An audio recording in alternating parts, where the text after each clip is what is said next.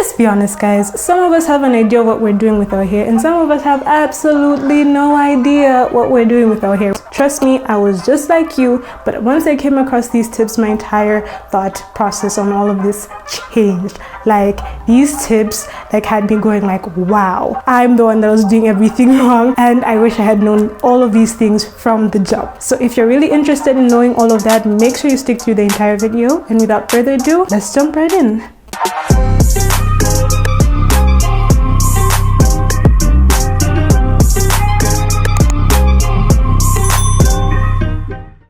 Popping Spotties, it is your girl Ale back again with yet another video. Now, these tips that I'm about to share with you guys aren't actually tips that I came up with all on my own. Like, before some of you get your hopes up going like, this girl knows what she's talking about. No, trust me, I knew about these things literally last year in December. Without that, I would literally still be clueless as I was before then. So basically, I got all these tips from a friend and an old schoolmate, Hannah, who basically runs like her own hair related business by the name Her Glory. So basically, Her Glory plugs you with reliable salons that do their job well, other than the regular salons that you go to. So she plugs you with salons that are close by where you stay, like as you can see right here on her catalog. If you're really interested, like if you wanna like check out her catalog personally, I put in her phone number in the description box so you can take a check of her catalog. And on top of that, she sells her own hair growth oil, which you could also see right there on the catalog. And if you're interested in buying it, you could always hit her up. So the hair growth oil consists of the following oils that I have put right here on the screen, and it is said to fit both hair porosities, meaning both low porosity and high porosity. If you do not know what those are, we're gonna get into that into this video. And on top of that, it's also said to fit both natural and relaxed hair. And it's not like she just created this oil just for the sake of her to like make money. I mean, she personally uses it and it works for her, guys. It works for her. Like, let me even insert a video of her hair right now so you should see how long and beautiful this hair is.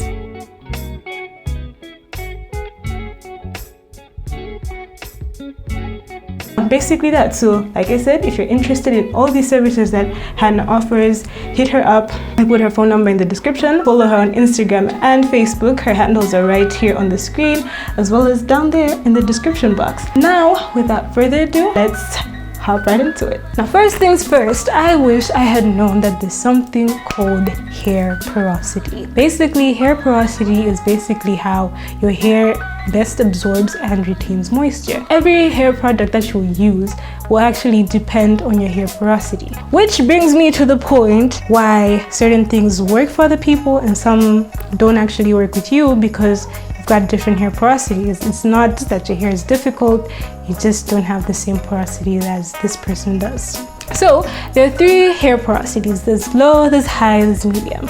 So for high porosity, it means your hair easily absorbs moisture, and it also, but at the same time, it easily loses moisture. And I feel like I didn't say this, but when I'm talking about moisture, I mean water. For low porosity, it means that, you know, for your hair to like absorb moisture is quite hard. Not gonna lie, it's very hard, but once it does absorb the moisture slash water, when it does absorb the moisture, it is able to like keep it for a really long time.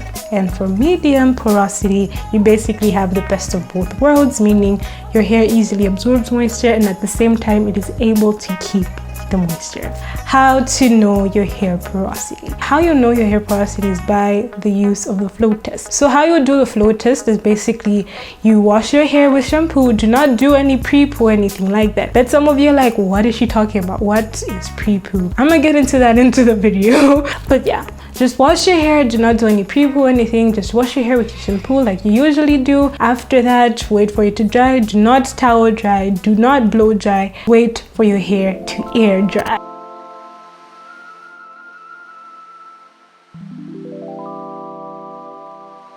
If your hair is high porosity, your hair strand is gonna sink to the bottom of the jar, cup, whatever you're using for the float test. If your hair is low po, your hair is basically gonna like float above the water that's in the cup, jar, whatever you're using for the float test. And if you're medium porosity, your hair strand is basically gonna be in the middle of the jar, cup, whatever you're using for the float test. And that's basically how you know your hair porosity, which is leading me to the next point. I wish I had known that there's something called pre-poo, or could I say pre-shampoo, which is basically a treatment you do before you shampoo your hair. Basically, this actually helps in hair growth, it helps in detangling, and it also helps prevent your hair from like losing moisture, because sometimes like shampoo literally, like, you know how the whole purpose of shampoo is literally for it to like wash out all the gunk and whatever that's in your hair. Sometimes it kind of overdoes the whole cleaning to the point that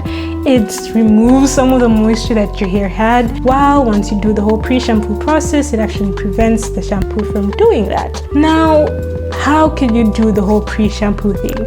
So basically, pre-shampoo comes in different ways. You can do it with oil, you can do it with conditioner, and you can also do it with something else. You can do it with gel, but since I really don't have that much time, I'm gonna just give you on the oil one, but you could always like research on the other things I've talked about, like in terms of like it comes into a conditioner and gel and whatsoever. In terms of oil, like oil pre-shampoo, basically all you do is like you warm your oil, like the way you do your hot oil treatment. For those of you who do not know how to do a hot oil treatment, you basically take your oil and put it in like a cup, whatever, and then you could take like another like bigger bowl or something that has warm water, and then wait for your oil to heat up. Do not directly boil your oil. Once you like directly heat your oil, you're gonna like lose certain like nutrients that are in it that are really good for your hair, which is why you have to do the whole process that I've explained to you. Once your oil heats up, you're basically going to like apply it on your hair strands and your hair scalp, and then cover your hair into a shower cup for 15 to 30 minutes, and after that's done, you go straight to shampooing. Now, that leads me to the third point. This one makes me feel so dumb when I'm about to say it, but I must still say it because we've all made mistakes with our hair. Now let's get into it. I wish I had known that moisturizing isn't just applying oil to my scalp. Laugh at me all you want, guys, but I would say that I have moisturized my hair just by applying oil to my scalp. Like, that's what I thought moisturizing was. Turns out I was actually wrong. There's more to moisturizing. There's actually a method of moisturizing, guys, and I was like, what? Like, what? There's a method of moisturizing? Like, what is that? Basically, there's the LCO and there's the LOC method.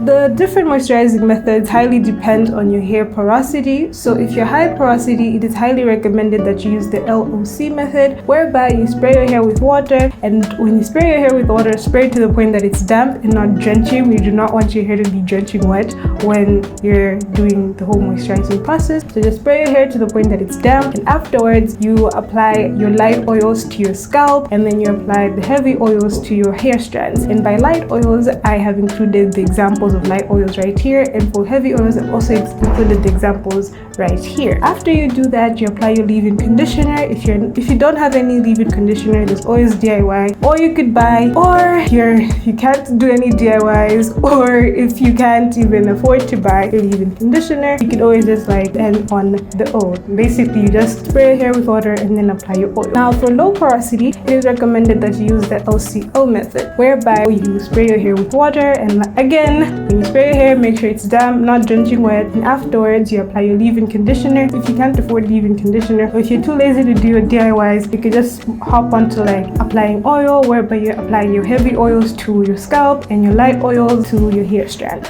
Now that leads us to the next point. I wish I had known that I need to look at the ingredients every time I'm about to buy a new hair product. Like, guys, let's be honest, there's some of us that are lazy. I am not lazy when it comes to reading. In fact, I love reading, but when it comes to reading ingredients to the hair products, I would be like, what's the importance of this? Every hair product is good. Okay, not every hair product is good, but then some hair, like, just by saying this, I'm like, this hair product is amazing. They got you fooled, because if you've noticed, you've come across a certain like oil, shampoo, whatever, they'll be like, hey, sulfate free, hey, blah blah blah free, but they were just lying to you when that's what's in the ingredients list. Why do you think they're at the back? Because some people don't really take time. So if you're a lazy reader, please. Ingredients lists aren't that long. Trust me, they're not long. Like, I get you don't like reading novels and the like, blah, blah, blah, but ingredients lists are not even half a page of a novel. So just take your time and read the ingredients on the hair product before you buy that product. Because certain hair products have, you know, ingredients that are really bad for our hair, and most of the times we really don't know it. We just think it's just our hair having problems, but most of the times it's the hair products we're using, because those hair products that we're using have ingredients that are bad for our hair. Now, due to limited time, I'm just going to mention very few ingredients that are commonly found in hair products that are terrible for our hair. But if you want to like find out more, you could always Google. I mean, like, Google the search engine that helps you like find out different things. So you could always Google ingredients that are terrible for your hair but are usually found in hair products. So an example of an ingredient that is usually found in hair products but is terrible, when I say terrible, you gotta understand, it's terrible for your hair, is petroleum. So sometimes on the ingredients it can be masked as petrolatum, sometimes it'll be put in as petroleum, sometimes it'll be put in as mineral oil. If you see this on your ingredients list of a hair product that you're owning or a hair product that you've seen in a shop and you're thinking of buying, put it back on the shelf because it is not good for your hair. Here's why. Petroleum, mineral oils whatsoever suffocate your hair, and you do not want your hair to be suffocated. We want it to be moisturized. We want it to get all the hydration it needs. It needs its moisture. So that petroleum suffocates that. So we don't want that for your hair. That is not good for your hair. Another example of an ingredient that's usually found in hair products but is terrible for your hair is fragrance. So fragrance could appear as fragrance itself on an ingredients list. Sometimes it can be masked as perfume or paraffin or something like that. If you come across this in like a hair product you're about to buy, or you have a hair product that has fragrance, please dump it. Put it back. Throw it away. Throw that entire hair product away, because fragrance contains a certain ingredient, which is this one. I don't know how to pronounce it, so which is I've put it there. Yeah, it contains that, and that is linked to causing cancer. And let's be honest, who wants to have cancer? No one. So avoid that hair product at all costs. Another ingredient that is usually found in hair products and is terrible for your hair is parabens. Parabens, whatever it's however it's pronounced, but yes, that ingredient is usually found in shampoos, if I'm not mistaken. And similar to fragrance, parabens are linked to causing cancer as well. So it is best you avoid it. A hair product that contains parabens at all costs. So parabens could appear as the following examples that I've put up in the screen so that you could like know what exactly is a paraben. Usually it'll be written something and then at the end it has paraben, but I'll just give you examples of the parabens that are usually found in hair products. And another hair ingredient that is usually found in hair products is sulfate. So sulfate isn't really good for your hair because it strips the moisture that your hair naturally has. Like, okay, not necessarily strips, it depletes it. So chances are that if you constantly use that, you no longer be getting like the natural moisture that your hair has, which is not really good for your hair. Of course, there's something like we moisturize and the like, but our hair naturally has its own like moisture and the like. So if you use products that contain sulfates, you're no longer gonna have that natural moisture that your hair has. So it's best to avoid any hair product that contains sulfates. And again, I'm gonna give examples of sulfates that are usually found in hair products, which I've put up right in the screen. Basically, that's it for today's video. I hope you guys enjoyed this video. If you did, give it a like, leave a comment below, and let me know which hair tip that actually like enlightened you about how you're gonna take care of your hair. And if you have a friend that is going through a crisis when it comes to hair, share this video to them. They'll probably like pick up a thing or two or everything that I've actually shared. They'll actually get to like learn to handle their hair well. And with that being said, I'm gonna catch you guys next time right here on Ali's Spot.